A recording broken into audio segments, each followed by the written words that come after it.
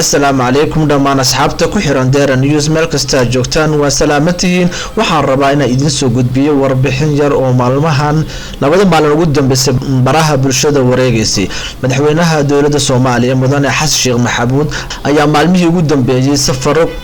ku joogay dalalka caalamka isagoo safarkiisa ugu horeeyay ka bilaabay dalka Kenya gaar ahaan magaalada Nairobi isagoo uga qayb galay caleemasaarkii madaxweynaha cusub ee Kenya Ruto sidoo kale madaxweynaha waxa uu safar ugu sii baxay wadanka Mareykanka isagoona madaxda halkaasi qaar kamid ah ugu sareysa oo la kulmay sidoo kale wuxuu la kulmay jaaliyada Soomaaliyeed ee ku dhaqan dalka Mareykanka kadib madaxweynaha Soomaaliya wuxuu safar u soo aaday wadanka Ingiriiska isagoo halkaas uga qayb galay tacsida boqoradii baktide ee Queen Elizabeth inta sabir waxa wareegay baraha bulshada madaxweynaha oo wajigiisa hoos u dugay oo qoshuucsan oo aad u maleynaysid inuu aad ugu xun yahay madaxweynaha dhimashada ama geerida ku timid boqoradii hore ee wadanka Ingiriiska iyadoo halkaasina ay ka soo qayb galeen madax aad u fara badan sidoo kale madaxweynaha wadanka Turkiga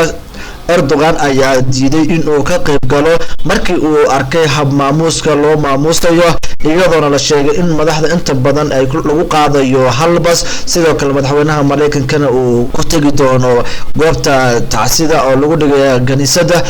gaarigiisa laakiin inta badan madaxda Afrika waxaad arkaysaa halbas lagu wado madaxweynaha Soomaaliya ayaa waxa la isku haystaa maxay tahay sababta uu naag baktiday oo madaxa ugu raaricinayo ugu sujuudayo ama ugu qoshuucayo inta badan dadka Soomaaliyeed waxaad u maleysaa inay faarka aad ugu dheereeyaan oo waxa ay soo qabtaan sawir hata ka hor ciidamada Kenya lagu laayay gobolka Gado isagoo nala u sujuudayo marka xaaladda halkaas ay maraysaa adiga hadda daawanaya ma dhageysanayo maxaad comment ahaan ka oran leeyahay ra'yiga dadkaasi sidaad u aragtaa laakiin mid hayloobina mar walba Xasan Sheekh Maxamuud waa astaanta wadankaaga wax walba uu yahay adna waa tahay maasantiin